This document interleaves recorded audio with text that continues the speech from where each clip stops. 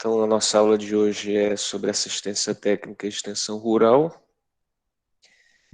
Nessa aula, a gente vai falar sobre um breve histórico de como aconteceu a história da extensão rural no nosso país. Na aula anterior, nós estudamos qual o papel do extensionista, bem como quais são as empresas que atualmente fornecem esse serviço e também algumas áreas de atuação a qual elas se responsabilizam por adentrar em sua área de conhecimento para poder levar informação ao produtor rural, né? E hoje a gente vai estudar um pouco como é que surgiu a extensão rural no nosso país e como que ela evoluiu ao longo das décadas. Acredito que já está sendo exposta a apresentação aí para vocês, né? Essa é a nossa aula número 2, breve histórico da extensão rural. E a gente vai iniciar fazendo uma linha do tempo aqui, considerando algumas décadas que foram muito importantes para não só a extensão rural, mas para o nosso país, né, no que diz respeito ao seu desenvolvimento econômico, né? A gente começa aqui na década de 30, onde a gente tem a criação da chamada política de substituição de importações. O que foi isso? O nosso país, desde pouco depois do seu descobrimento, lá em 1500, ele sempre se destacou no mundo como um país agroexportador, né? Mas com o passar do tempo, com a população crescendo, a gente começou a ter uma certa dificuldade de conseguir ter itens básicos para a nossa alimentação que dependia da agroindustrialização, que já estava a todo vapor em países desenvolvidos como a Inglaterra, né? Isso fez com que as grandes cidades elas tivessem muitas vezes problemas de abastecimento. E a solução que o nosso país encontrou durante muito tempo foi estar importando de fora produtos agroindustrializados, né, para poder dar conta do abastecimento que era necessário ao consumidor, né. E aí foi que finalmente o governo decidiu que um país tão rico em biodiversidade, em terras férteis, como o nosso, não poderia continuar nessa situação, né? E aí criou uma série de programas, de políticas públicas que incentivaram a produção agropecuária no nosso país e também o surgimento das grandes indústrias e, obviamente, as agroindústrias, que tinham como missão mudar essa configuração que o nosso país tinha tido em anos anteriores. Nesse sentido, essa política, né, como o próprio nome diz, ela visa substituir as compras que nós fazíamos a outros países para poder começar a produzir aqui no nosso próprio país todos os alimentos com o beneficiamento agroindustrial que era necessário para que a gente tivesse esses produtos à disposição da nossa população, né? E mais à frente, no futuro, a gente vai conseguir mais do que isso. Vamos conseguir garantir esse abastecimento interno e ainda possibilitar uma produção excedente que seria comercializada para outros países. Nesse sentido, para que essa política funcionasse, foi preciso que o governo desse diversos incentivos para que houvesse a industrialização da agricultura, né? Ela precisava se profissionalizar para produzir numa escala maior. Caso isso não acontecesse, as agroindústrias elas não teriam condições de receber produto na escala que precisavam para continuar funcionando regularmente, né? Então teve que haver toda uma mudança no pensamento do produtor rural brasileiro para aumentar sua produção numa escala que fosse possível abastecer as agroindústrias que iriam surgir, né? E com isso, obviamente, a gente vai ter muitas mudanças econômicas e sociais, né? A mesma forma que cresce as oportunidades de emprego no campo, em alguns locais elas também se reduzem, porque as cidades estão crescendo e lá também está surgindo indústrias de outros setores, o que está atraindo muitas dessas pessoas. E aí vem a questão do êxodo rural, o crescimento desordenado e às vezes muito pouco planejado das grandes cidades, dando origem, inclusive, aos problemas que a gente vê até hoje pela essa falta de planejamento, né? Como, por exemplo, o alto índice de violência e criminalidade nessas grandes cidades, a falta de um planejamento que tenha garantido saneamento básico, tratamento de água adequado, infraestrutura adequada, uma boa mobilidade nos transportes, né? A favelização de alguns territórios em grandes cidades, né? Então, alguns desses principais problemas que nós temos hoje vão surgir basicamente tendo como partir daí a década de 30, onde a gente desenhou um crescimento futuro, mas sem considerar todas as responsabilidades que a gente precisaria ter para poder dar conta do alto crescimento que as cidades começariam a ter a partir de então. Né? E aí, em 1950, né, cerca de 20 anos depois, a gente já tem finalmente a consolidação da Revolução Industrial Brasileira. Né? Nesses cerca de 20 anos, a gente teve a atração de muitos investidores estrangeiros ou pioneiros empreendedores brasileiros que investiram pesados, né? Construíram grandes empresas, e isso fez com que nós mudássemos realmente o panorama de como a sociedade brasileira vivia nesses 20 anos. Né? É uma época que cresce bastante o êxodo rural, que as cidades se desenvolvem rapidamente, e obviamente isso traz todos os benefícios e prejuízos quando isso não foi calculado na sua forma mais adequada. E 10 anos depois, em 1960, a gente de fato consolida um novo padrão de desenvolvimento urbano, né? Mais antenado, né, com as práticas que estavam sendo implantadas em países modernos, principalmente no que diz respeito ao próprio planejamento e desenvolvimento econômico das grandes cidades, né?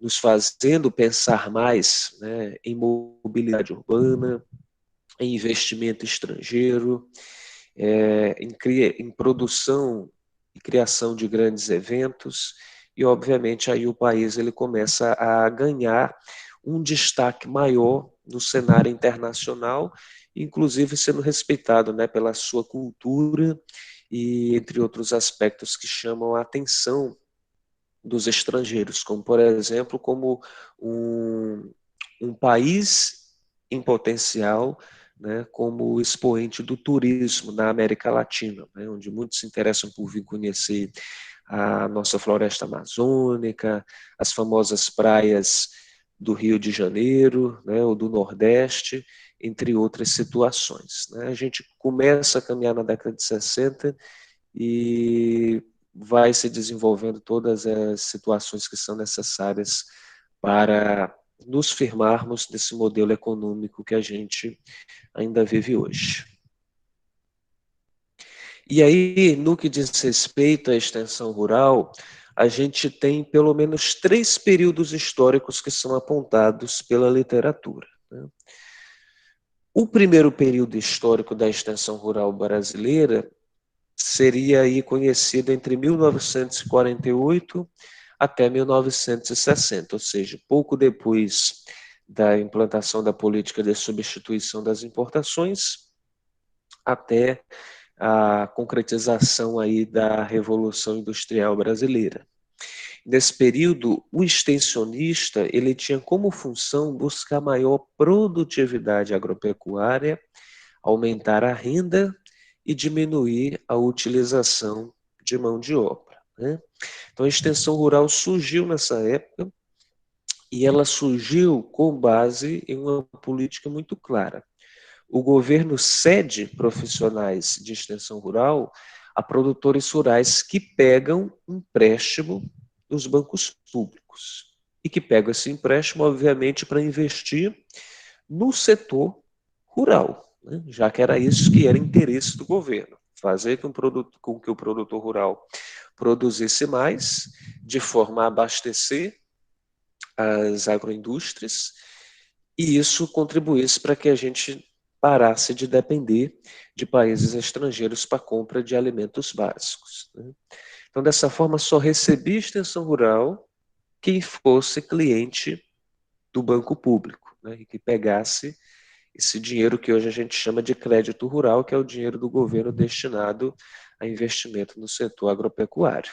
E é aí, pessoal, que começa um dos grandes erros, né, do nosso país, dentro dessa área de conhecimento, que é justamente privilegiar um determinado grupo em detrimento de outros. Quem estava solicitando o crédito rural na época, né, embora não era essa a expressão que se utilizava na época, era justamente grandes produtores, né? Famílias que tinham um nível maior de estudo, de conhecimento técnico, né? E os pequenos produtores, né, eles obviamente começavam já desde aí a ser deixados de lado, não tinham importância para o governo, porque não tinham grandes terras, e se não tinham grandes terras, não tinham condições de produzir em larga escala, e se não tinham condições de produzir em larga escala, não tinham condições de abastecer as agroindústrias, né? Então, quando é a partir de 1964 a 1980, né, pegando aí o período mais forte do regime da ditadura militar brasileira, nós temos uma mudança nessa política, onde há a função do extensionista rural de estimular o homem do campo rumo às grandes produções. Então, quem era grande produtor recebe ainda mais incentivo. Quem era médio produtor, que ainda não tinha participado, se interessado em participar dessa política, de pegar dinheiro emprestado, de ir investir no setor, ele começava a ter uma atenção maior, né? Então o governo ele começa a chegar com a extensão rural nesses médios produtores que tinham possibilidade de crescer. E aí são usados todos os tipos de argumento para convencê-los a caminhar para a escala de produção. Por quê?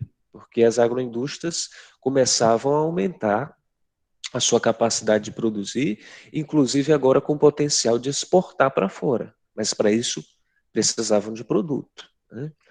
Então o governo começou a investir pesado para que houvesse o desenvolvimento ainda maior do setor agropecuário. Mas, novamente, né, os pequenos produtores não tiveram a devida atenção do governo.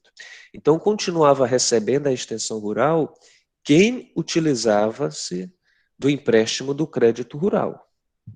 Isso era uma forma, inclusive, de conseguir pagar a extensão rural, pessoal, porque os juros que o produtor rural paga no empréstimo que ele pega, basicamente vai ser revestido no serviço de extensão rural, né? Então, basicamente, o governo conseguia fazer um jogo político que fazia com que todo o investimento que ele fazia em extensão rural conseguisse se pagar com o próprio juros que ele conseguiu obter dos empréstimos ao setor. Então havia diálogos, por exemplo, para o médio produtor adquirir mais terras, né, e às vezes até com benefícios de isenções fiscais, para você poder consolidar essa situação, né. Há também as primeiras ações de baixar os juros para o produtor rural, né, de forma a incentivar o produtor a poder investir nessa situação.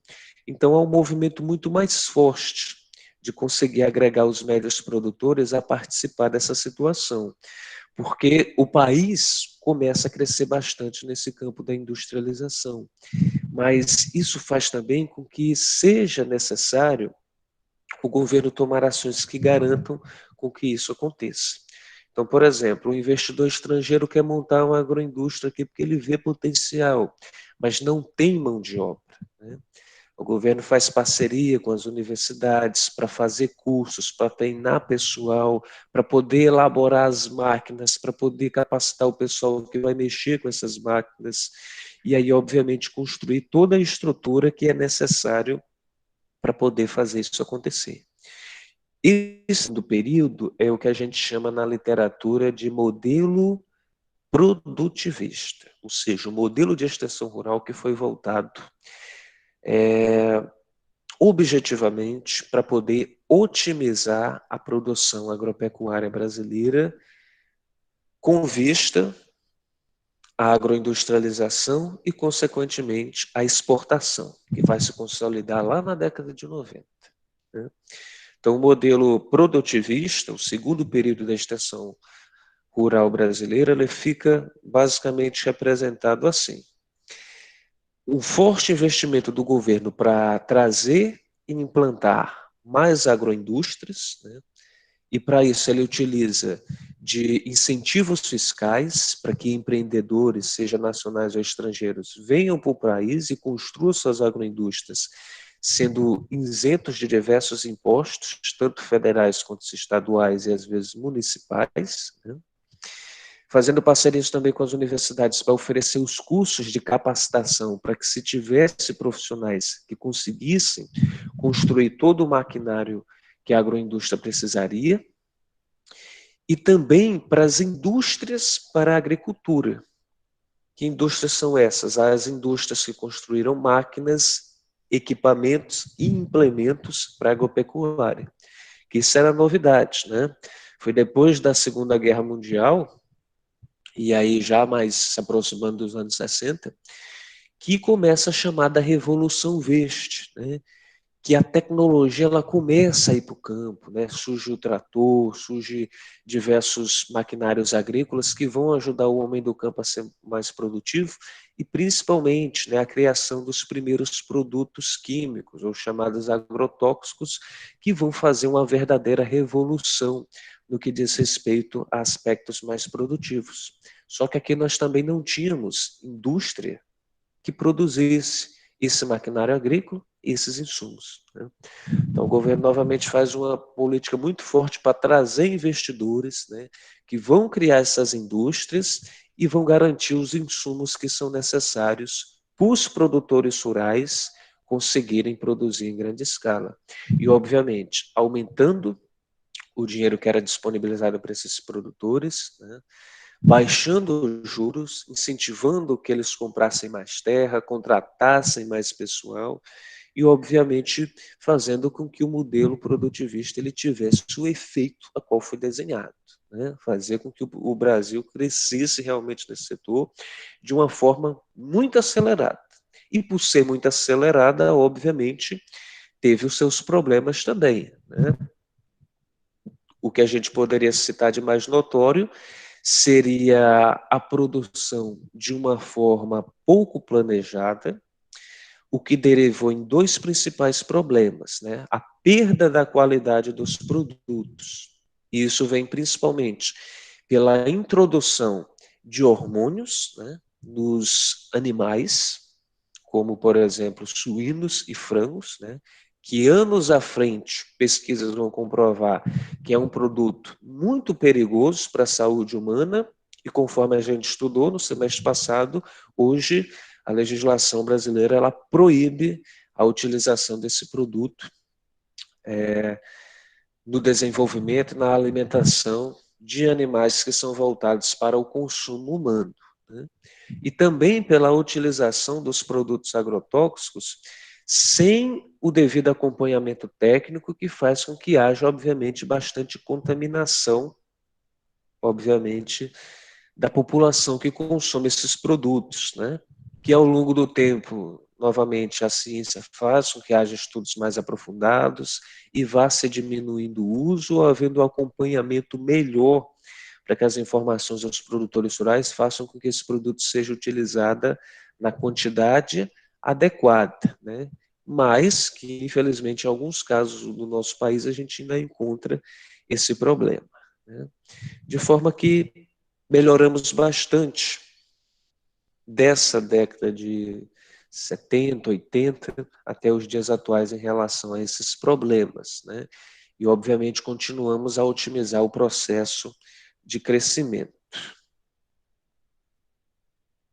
Então, nessa época do modelo produtivista, basicamente se criou um pacote tecnológico composto por insumos, máquinas e implementos variados, que foi financiado ao setor agropecuário visando ao aumento da produção.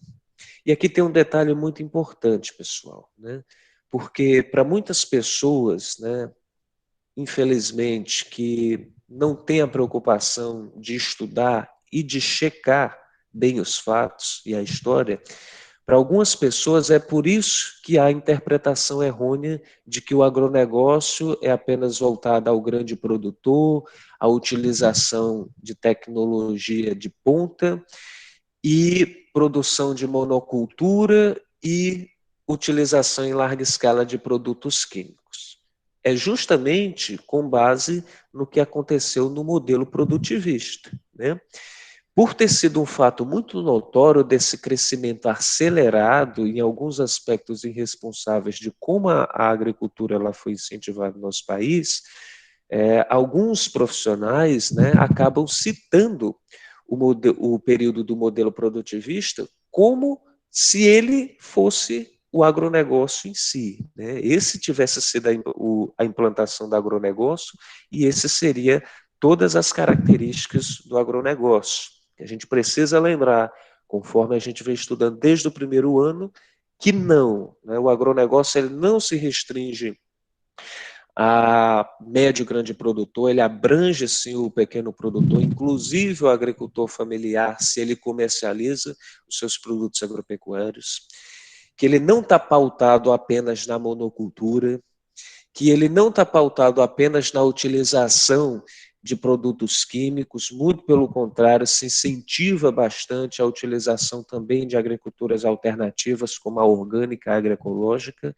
e que sim, utiliza maquinário agrícola e tecnologia de ponta, mas sem deixar de lado os conhecimentos tradicionais, se assim, obviamente, o produtor rural desejar, né? Então, é muito interessante que vocês fixem bem o que esse período representou, porque para muitos acaba sendo a justificativa para dizer que o agronegócio é isso, né? E a gente deve lembrar para compreender essa visão que é errada e informar a essas pessoas o lado correto da história. Ok? Então, nesse período, o objetivo do governo brasileiro para o setor agropecuário era abastecer o mercado interno e também exportar para outros países na geração de superávites, né? Ou seja, fazer com que as nossas exportações superassem as nossas importações. Algo que de fato vai acontecer aí nos meados dos anos 90, né? Por volta de 1994, 1995, né? Até esse momento aqui, a agricultura ou o próprio setor agropecuário e agroindustrial, ele não tinha uma parcela representativa no produto interno bruto brasileiro. E aí, por volta dos meados dos anos 90, finalmente a gente vai assumir uma parcela de grande responsabilidade que se mantém e que cresce até os dias de hoje, né? Então, nesse período, a extensão rural atuou em um movimento rumo ao modernismo, né? A agricultura de ponta que estava sendo aplicada com muito sucesso já em países como Estados Unidos, Canadá, entre outros que se destacam no mundo agropecuário. E buscou-se novas tecnologias que geraram mais pesquisas e mais avanços, né? Data desse período, justamente, a criação em 1975 da Embrapa, né, a Empresa Brasileira de Pesquisa Agropecuária, que vai ser responsável pelo desenvolvimento da nossa produção agropecuária em diversos setores. Acho que a gente já conversou bastante sobre a Embrapa, né, como a gente já falou, é uma empresa pública, mas que não tem fim lucrativo, e ela foi criada com várias unidades espalhadas pelo país, né? com o objetivo de desenvolver cadeias produtivas, né? Então, tem a Embrapa Arroz, tem a Embrapa Feijão, tem a Embrapa de gado voltado a leite, de gado voltado a corte, a Embrapa Suinocultura. E graças às unidades e às pesquisas das Embrapas, nós tivemos desenvolvimento de diversas cadeias produtivas, né? A soja, basicamente, a gente nem plantava no nosso país, né? E hoje a gente já é aí um dos maiores produtores e exportadores de soja do mundo, né? A região do Cerrado, já comentei para vocês, não se produzia nada, os solos eram pobres, nem a cultura se adaptava. E hoje o Cerrado é a região que mais produz no nosso país, né? Então as pesquisas e a criação da Embrapa foram muito relevantes e ainda são, né, para que a gente consiga desenvolver diversas, tantas outras cadeias produtivas que têm potencial de abastecer o nosso mercado de uma melhor forma e inclusive mercados estrangeiros, né, que a gente precisa de mais investimento, não apenas em pesquisa, mas também de investidores, né, que acreditem no nosso país e empreguem dinheiro aqui para fazer essas empresas surgirem. Isso a gente só consegue, obviamente, com um país equilibrado do ponto de vista econômico, fiscal e político. Três áreas muito sensíveis que, infelizmente, nos últimos anos, a gente tem deixado muito a desejar. Nesse sentido, né, só para citar, a gente conversou no semestre passado não, há cerca de um ano já atrás, na disciplina de Agricultura e Desenvolvimento Sustentável, sobre o trigo e como que a gente é dependente ainda de trigo de diversos países, principalmente da Argentina, né? E nos últimos 2 anos cresceu bastante as experiências de produção de trigo, principalmente também no Cerrado brasileiro, né? E já fazem projeções para daqui a 10 anos que a gente já se torne autodependente em trigo, né? O que é algo fantástico, que muito tempo o Brasil tem tido complicações pela necessidade de estar dependendo de outros países para ter esse produto que é bastante consumido no nosso país e agora, finalmente, através da ciência, da tecnologia, a gente começa a mudar esse cenário, né? Então veja como isso foi importante lá na década de 70 e continua sendo até hoje. E além de ter se criado a Embrapa, se criou também em 1975, aliás, perdão, eu tinha citado que era 75 a criação da Embrapa, na verdade foi em 1973, certo? Em 1975 foi a Embrater, né? Em 75, para acompanhar essa forte demanda dos serviços de extensão, o governo federal criou a Empresa Brasileira de Assistência Técnica e Extensão Rural, que é a Embrater. Então, até então, a extensão rural era oferecida, né, pela essa consignação, essa conveniência de que o produtor rural que pegou o empréstimo, né, para investir no setor agropecuário, ele vai estar recebendo a extensão rural. Então, era mais uma parceria com os bancos, não havia uma coordenação nacional. E a partir da criação da Embrater, passa a haver uma coordenação nacional, um plano de trabalho, né, bem planejado para que seja aplicado em todo o território brasileiro. E aí, obviamente, isso traz resultados muito positivos para a continuação do desenvolvimento do nosso setor agropecuário. Só que aí a gente chega, né, em 1990 e um ano antes nós temos o primeiro governo eleito democraticamente pelas eleições diretas, né? A gente sai do regime da ditadura militar definitivamente e entra num governo democrático. E o presidente eleito, Fernando Collor de Mello, na época, encontrando, obviamente, um cenário muito frágil do nosso país, né? Nós tínhamos o índice de analfabetismo mais alarmante da nossa história, nós tínhamos problemas econômicos como desemprego, inflação, muito problemáticos. E aí uma das saídas que o presidente encontra para tentar começar a equilibrar o nosso país é, obviamente, cortar custos, né? E aí, nesse sentido, ele decide cortar algumas empresas, né? Ele extingue algumas empresas brasileiras, entre elas, empresas públicas, no caso, e entre elas a Embrater, né? Que é a empresa brasileira de assistência técnica e extensão rural, né? Dentro do ponto de vista estratégico para a economia brasileira, ciente que o agronegócio estava em ascensão, talvez não tenha sido a medida mais adequada, né? Mas o fato é que isso aconteceu. Então, o que o governo fez com essa ação? Isso ocorreu em 1990. Ele delegou a responsabilidade da extensão rural para os governos estaduais. Então, os governos estaduais tiveram como missão, perante a Constituição, criar as suas agências de extensão rural, que são as chamadas EMATES. E aí, nesse sentido, o governo federal ele ficou apenas como a responsabilidade de coordenar, criar alguns programas e repassar dinheiro para que os governos estaduais, de fato, executassem a extensão rural, né? Então, ele descentraliza a responsabilidade de extensão rural. A extensão rural ela deixa de ser responsabilidade do governo federal e é repassada aos governos estaduais. Tá dando para entender até aqui, pessoal? Sim, Washington. Assim, Ok.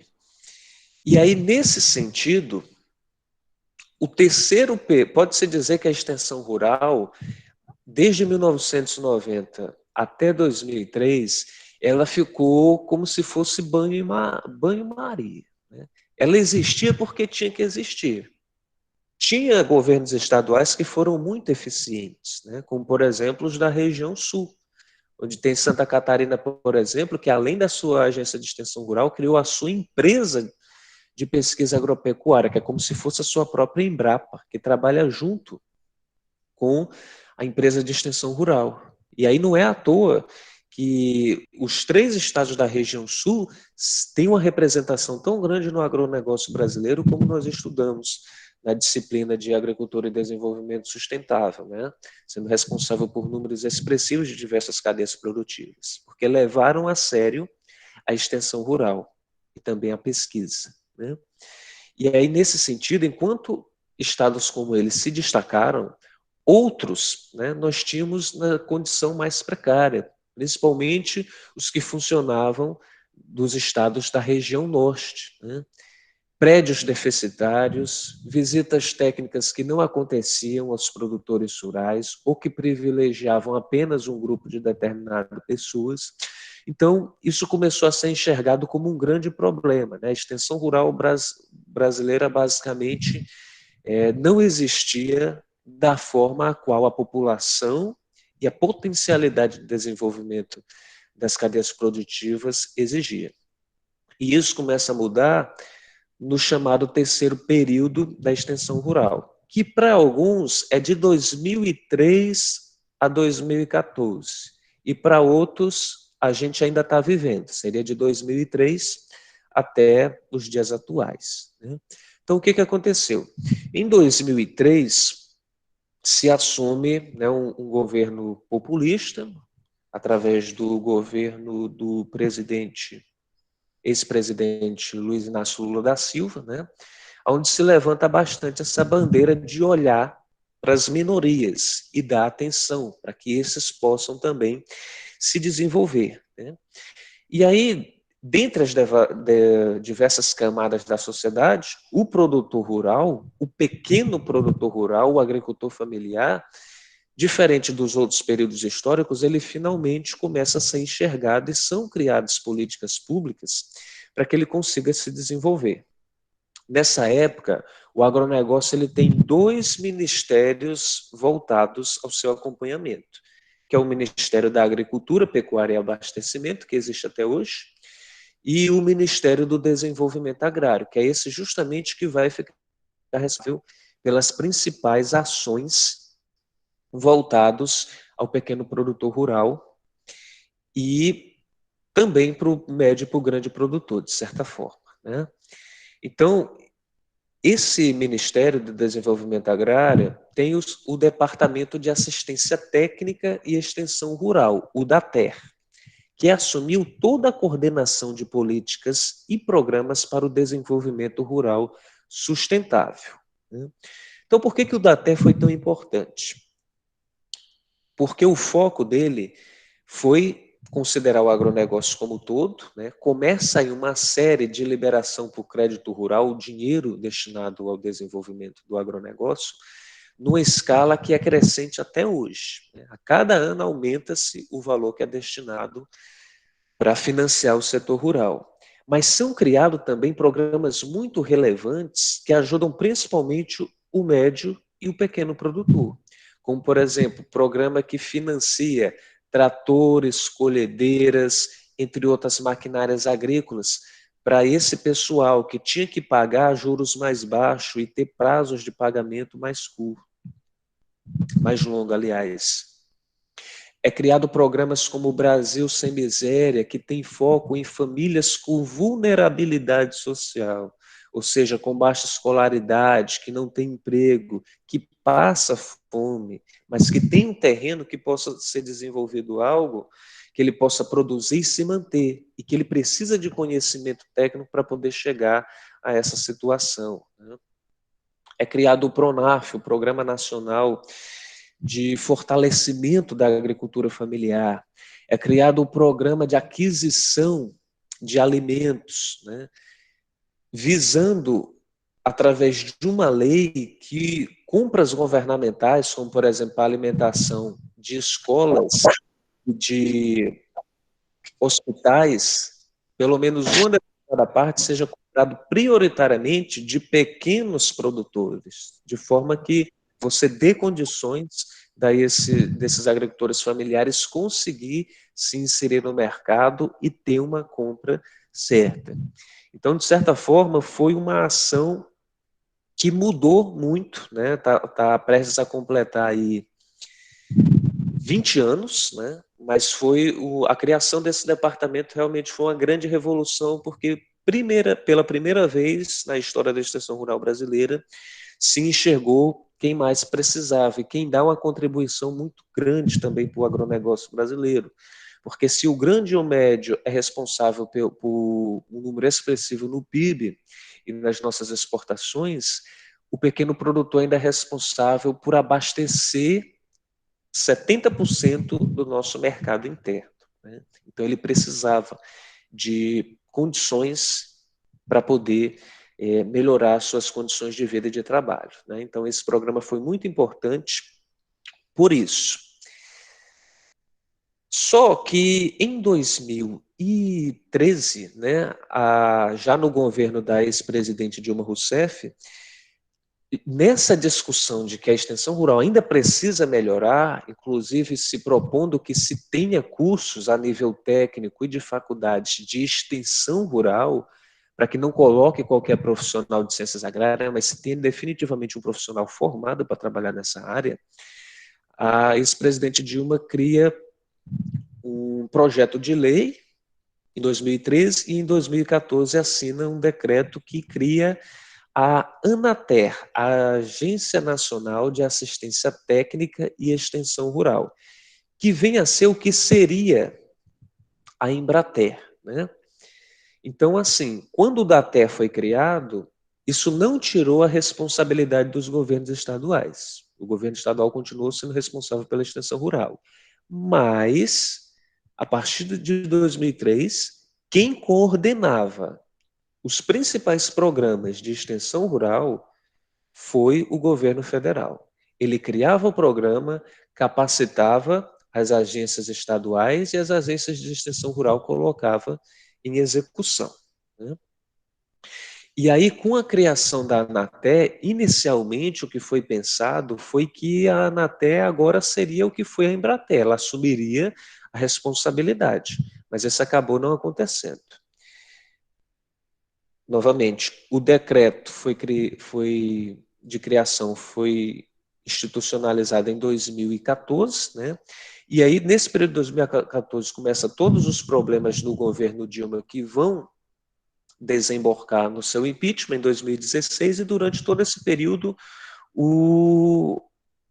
a agência, na verdade, não existiu. Foi assinada toda a documentação, mas não foi dado início à sua criação. E ela só vai ser criada, de fato, em 2018, no governo do então presidente Michel Temer, né? Onde ele, de fato, cria. Hoje a empresa, de fato, existe como uma extensão do Ministério da Agricultura. O Ministério do Desenvolvimento Agrário, que era o responsável pelo DATE, ele foi extinto também no governo Michel Temer, e a responsabilidade de extensão rural passa a ser da Anater, né? Então, assim, havia muita expectativa com relação à Anater ter o mesmo papel que a Embrater teve lá nos anos 70, 80, né? Mas, na verdade, a Anater apenas assumiu as mesmas funções que o DATE já fazia, né? É uma coordenação maior, mais alinhada com os estados, mas ela não tem seus próprios agentes de extensão rural e nem ficou responsável em nível nacional por executar a extensão rural. Ela continua sendo de responsabilidade dos governos estaduais, o que para alguns estudiosos dessa área de conhecimento, isso ainda é um erro, né? O governo federal ele devia assumir a extensão rural em parceria com a Embrapa, que é para levar a pesquisa diretamente, assim como a experiência que ocorreu lá em Santa Catarina, onde a empresa de extensão rural estadual, trabalhando junto com a empresa de pesquisa, conseguiu um desenvolvimento incrível para aquele estado, ou para toda a região sul, né?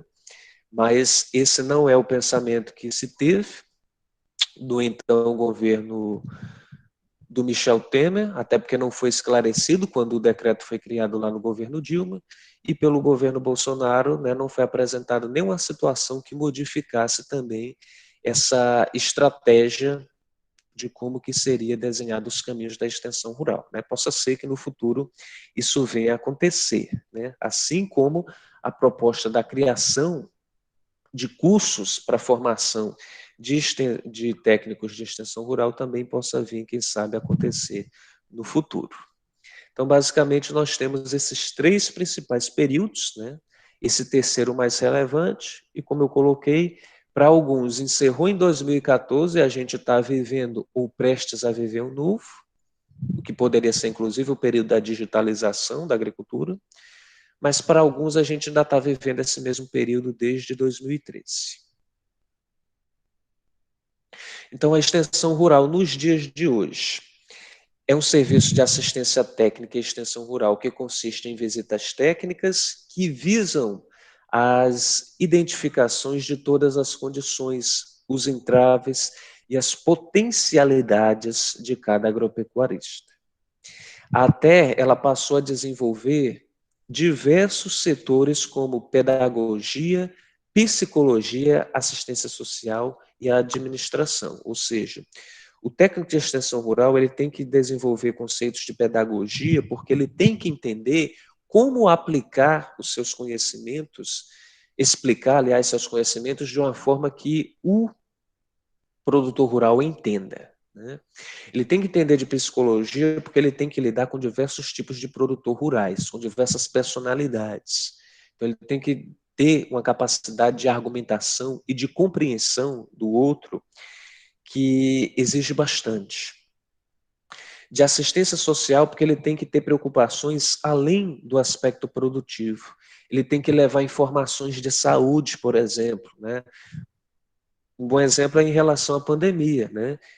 Ter que explicar ao produtor rural ações que ele tem que tomar de prevenção à Covid-19 no desenvolvimento do seu trabalho é missão do extensionista rural, embora ele não seja um profissional de saúde, né?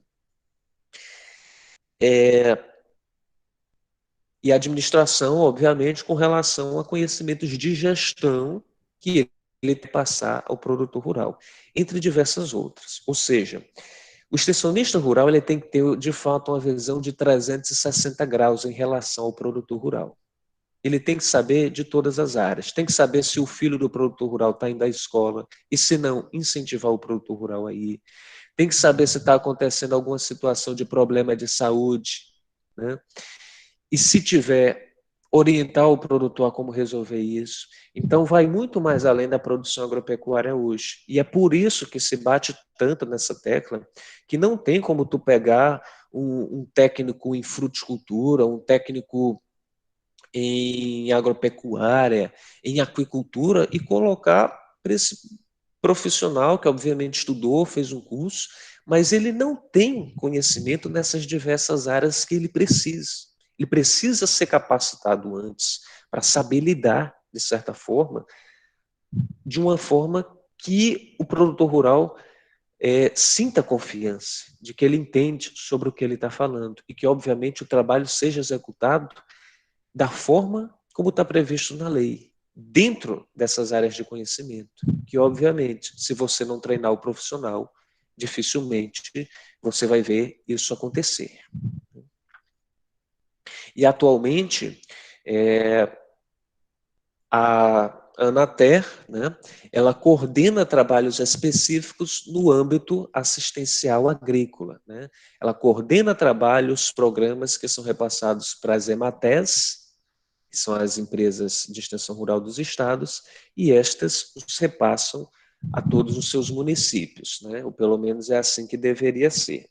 Então, nesse sentido, existe, obviamente, toda uma coordenação hoje nacional. E esses principais programas que são criados para dar assistência ao produtor rural, nós estudaremos os principais deles em uma aula futura. Por fim, a extensão rural, ela hoje pode ser executada em 3 tipos. A mais tradicional, que é sobre o que a gente está conversando aqui todo esse tempo, é a que é ofertada pelos governos estaduais, né? Por meio das suas EMATES. No nosso caso, do estado do Ceará, a sua EMATES, que obviamente também pode ser oferecida por meio de um governo estadual, se o governo municipal desejar. Mas também pode ser oferecida pelas empresas privadas. Como é que isso acontece? Isso normalmente acontece apenas para grande produtor. O grande produtor, né, ele tem uma grande fazenda, ele compra muitos insumos agropecuários para sua produção de gado, para sua produção de soja, por exemplo, e essas empresas vendem uma grande quantidade de produtos, de insumos. É o que elas fazem, né? Oferece o técnico para poder orientar, né? Compra esse medicamento nosso, que aí a gente te manda um técnico para dizer como funciona. Compra esse trator nosso, que a gente te manda o nosso técnico para te dizer como opera, como você tem que fazer a manutenção. Ou seja, é uma cortesia, é uma conveniência que as grandes empresas de insumos agropecuários oferecem para os grandes produtores rurais, porque eles compram bastante.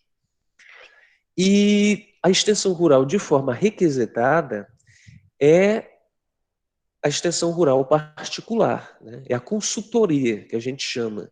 É quando isso acontece, obviamente, também, principalmente pelo grande produtor e pelo médio produtor. O médio produtor, por exemplo, ele quer começar a produzir um determinado tipo de fruto, mas não sabe como fazer isso.